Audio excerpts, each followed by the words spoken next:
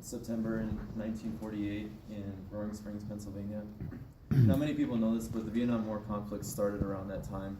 Not necessarily like guns and boots on the ground, but the conflict between the West and communism kind of started around that time. And so he grew up in a time where we were constantly involved in Vietnam.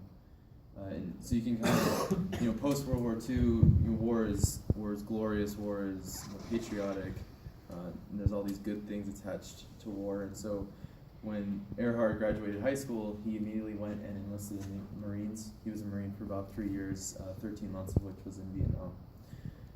And in his poem, Beautiful Wreckage, he expresses this remorse or this what if kind of persona, and I think it's somewhat due to the fact that he realized that war isn't all that it was chalked up to be. War is not glorious. War is not as patriotic as the media made it seem. So just kind of think of that what if as we go through the poem. Beautiful Wreckage by W.D. Earhart. What if I didn't shoot the old lady walking away from our patrol? Or the old man in the back of the head? Or the boy in the marketplace? Or what if the boy, but he didn't have a grenade?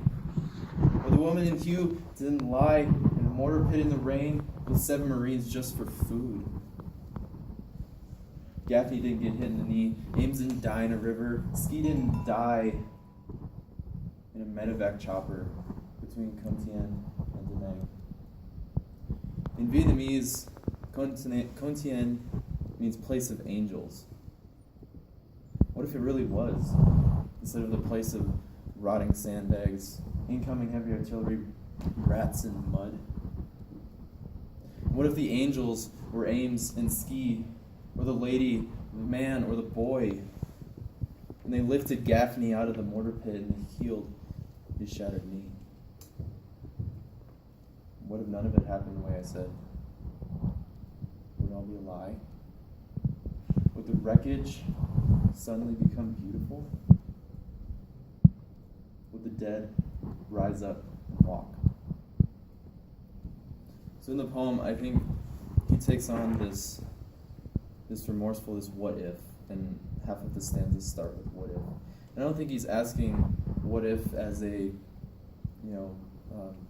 nostalgic or trying to go back and change things. I think he's asking what if because he wants to reflect, he wants to cope. He saw some horrible things. What if he didn't go?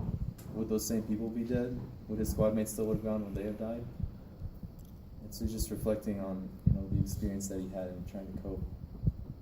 And I think that question of what if is probably the biggest unanswered question that we all have, whether it's what if I had different friends, what if I worked out a couple more times, what if I didn't come to the academy? I think we've all kind of wrestled with that one. We all have our own answers, but I think it's healthy and it helps you learn. So don't be afraid to ask yourself what if. You might learn something. Thank you.